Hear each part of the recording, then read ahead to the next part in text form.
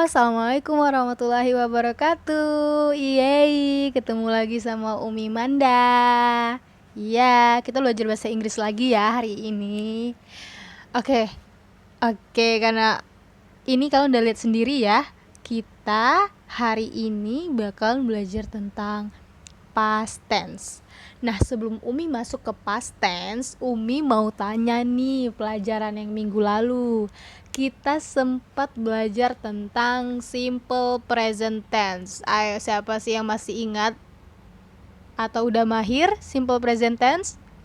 Yuk, pelajaran yang kemarin masih ingat? Iya, simple present tense itu adalah present tense yang paling dasar. Rumus bahasa Inggris itu kan ada 3 tuh. Simple present tense, past tense, sama future. Present tense itu yang paling dasar atau yang dilakukan, yang digunakan untuk kejadian yang berlangsung saat ini. Kalau past tense yang bakal kita pelajarin ini, itu yang berlangsung pada masa lalu atau masa lampau atau sudah terjadi. Dan yang selanjutnya future itu untuk masa depan. Nah, balik lagi ke simple present tense, itu kan kejadian yang saat ini, present tense yang digunakan untuk kejadian saat ini tuh. Kemarin perasaan Umi pernah ngasih rumusnya deh.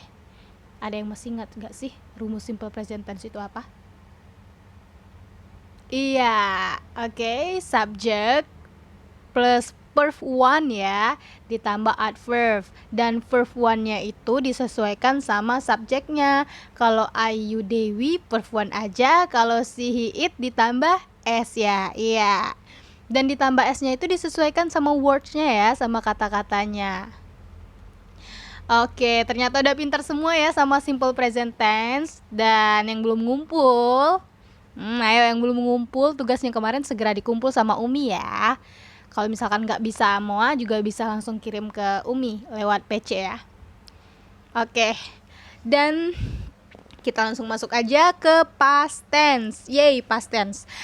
Past tense ini menurut Umi adalah present yang paling mudah di antara yang lain.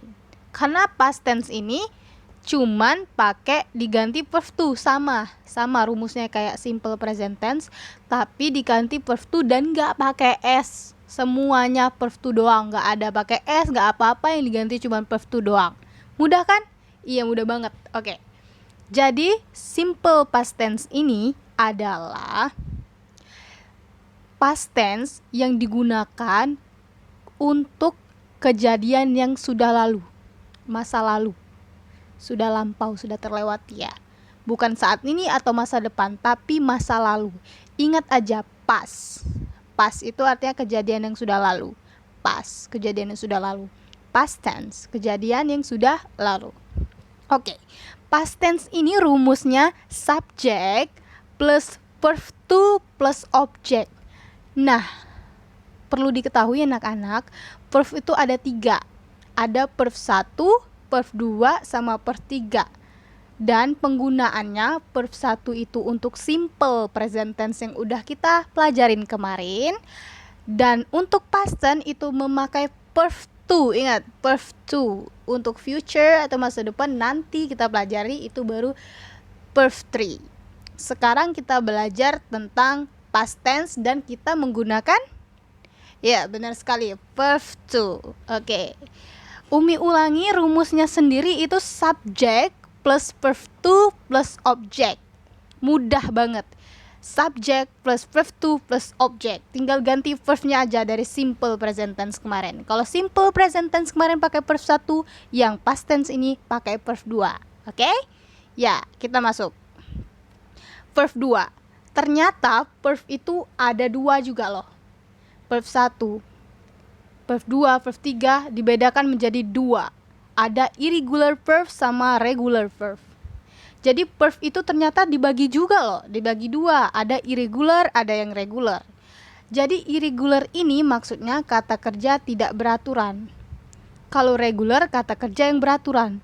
Duh, Umi pusing, apalagi ini kok ditambah lagi verb. Tadi perasaan cuma verb 2 aja, kok kini sekarang ada regular, ada irregular. Oke, jangan bingung-bingung, kita bahas satu-satu ya. Nah, jadi gini, irregular verb tadi, ini udah Umi kasih tahu, itu artinya kata kerja tidak beraturan. Dan kalau regular itu kata kerja beraturan. Gimana sih Umi bentuknya itu? Nah, ini dia. Irregular verb. Jadi irregular verb ini kata kerjanya tidak beraturan. Misalkan befall. Ini yang nomor 1 ya. Yang contoh verb 1-nya befall. Verb 2-nya nanti berubah jadi befell. Enggak beraturan kan?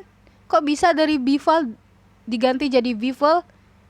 Nah, ini nggak ada rumusnya ya, memang ketentuannya dari sana. Jadi dari befall, kalau verb 1-nya befall, verb 2-nya itu befell. Jadi kalau misalkan kalian mau pakai simple present tense ya, pakai verb 1, maunya yang befall. Jadi verb 1-nya kalian harus tulis befall, B-E-F-A-L-L gitu ya kalau pakai simple present tense. Tapi kalau pakai past tense yang kita bahas sekarang, kan past tense harus pakai verb 2 tuh. Jadi kita pakai yang befell ini, atau dibaca befell ya, befell yang verb 2-nya B-E-F-E-L-L ini ya. Nah, itu yang dibaca, yang dipakai maksud Umi. Dan kalaupun kalian mau future, berarti yang dipakai verb 3 ya. Berarti yang mana nih yang kita pakai kalau kita mau ambil kata-kata befell ini? Ya, bener, befallen. Kita pakai yang befallen. Kebetulan kita bahas past tense, jadi kita pakai yang befell, B-I-F-E-L-L. Itu yang irregular verbs. Jadi irregular verbs ini adalah kata kerja yang tidak beraturan. Misalkan dari befall, kok bisa-bisa berubah jadi befell? Kok bisa-bisa berubah jadi befallen? Tidak beraturan kan? Nah, untuk masalah kenapa dia berubah, itu memang sudah ketentuan dari sananya. Jadi, irregular, inilah kata-kata irregular. Dan kalau kalian mau lihat yang lengkap, kalian tinggal ambil kamus, terus di tengah-tengahnya itu ada yang kertas warna kuning, kalau nggak salah Umi biasanya warna kuning ya. Di situ semua lengkap, irregular. Irregular itu dikit kok. Tinggal dibaca, sudah ketentuannya irregular itu kata-kata apa aja yang termasuk irregular verbs, itu kalian bisa lihat di kamus, di paling tengah-tengah biasanya warna kuning. Itu contoh irregular verbs. Nah, maksud ini contoh regular verb. Nah, regular verb ini mudah banget karena biasanya cuman kita tambah d di ujungnya atau ed karena beraturan kan. Misalkan ada di sini verb 1-nya admire. Jadi verb 2-nya tinggal ditambah d ternyata, admired.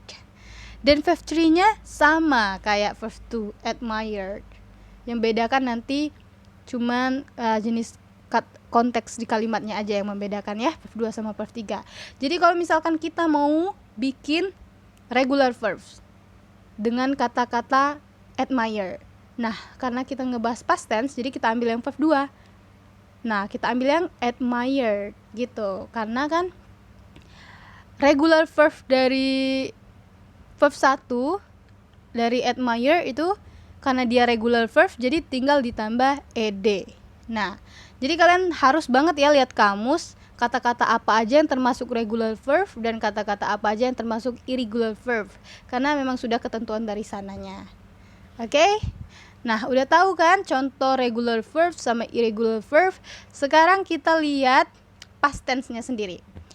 Sudah Umi katakan tadi, rumus dari past tense adalah subject, verb to, dan object. Subjek itu apa aja sih Umi? Kemarin sudah kita pelajari ya, subjek itu I, you, they, we, sama she, he, it. Itu adalah termasuk subjek. Nah, verb to itu adalah verb itu kata kerja, 2 itu kedua. Jadi verb to itu adalah kata kerja kedua. Jadi past tense, ingat aja kalau past itu berarti verb to. Ditambah objek atau bisa juga ditambah kata keterangan. Nah, jadi gimana sih Umi contohnya? Contoh dari past tense. Ini contoh kalimatnya. Rumusnya adalah subject plus predikat plus objek. Nah, contoh yang irregular verb. Ate ini eat. Eat itu verb 1-nya. Eat itu artinya makan. Verb 1-nya eat. Ternyata verb 2 dari makan itu adalah ate tulisannya, atau dibaca ate. Jadi kita memakai yang verb 2-nya. Jadi rumusnya tadi kan subjek plus verb 2 plus objek. Tinggal kita masukkan aja subjeknya I, verb 2 dari makan itu adalah ate, tulis AT nih, dan objeknya the cake. Jadilah I ate the cake. Artinya saya makan kue. Mudah ya? Iya, mudah kalau irregular verb. Dan gimana contohnya Umi kalau untuk regular verb? Baik. Di sini Umi ambil yang advice. Advice itu artinya menasehati. Umi ambil subjeknya yang see. Karena rumusnya subject plus verb to plus object, jadi Umi masukkan nih subjeknya she, verb 2-nya Umi ambil yang advice, dan objeknya Umi ambil the class. She subject, advice verb 2, dan the classnya objek. She advised the class. Dia menasehati anak-anak kelas. Mudah ya, kalau regular verb tinggal cari aja verb 2-nya. Verb 2-nya pasti kalau nggak ditambah D aja pasti ditambah ED. Itu karena dia beraturan ya. Dan yang agak sulit adalah irregular verb, karena irregular verb kita pasti kata kerja verb 2-nya nggak sama yang verb 1 atau nggak beraturan kayak regular verb ya. Jadi kalian harus banget lihat kamus yang tengah-tengah, biasanya warna kuning, di sana ada kata-kata apa aja yang termasuk irregular verb dan kata-kata apa aja yang termasuk dengan regular verb. Nah, karena Umi udah kasih contoh kalimatnya ya. Ini contoh kalimat. Nah, Umi minta anak-anak bikin tes buat 3 buah past tense dengan irregular verb. Bisa lihat di kamus atau bisa lihat daftar verb yang udah Umi kasih di slide sebelumnya tadi. Dan 3 buah past tense juga dengan regular verb.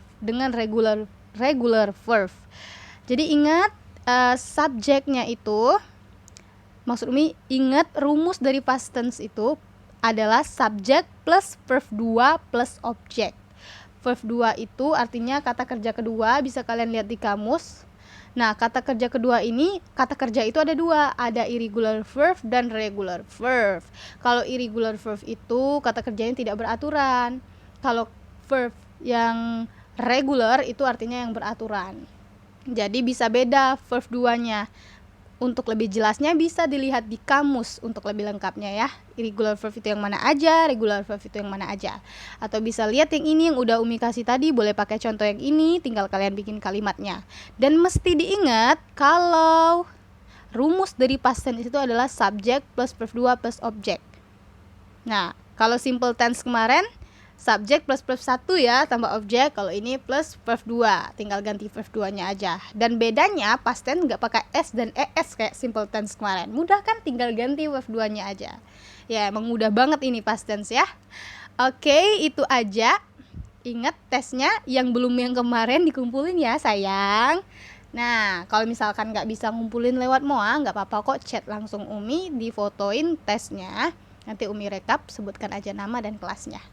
Oke, itu aja. Terima kasih, selamat mengerjakan. Wassalamualaikum warahmatullahi wabarakatuh.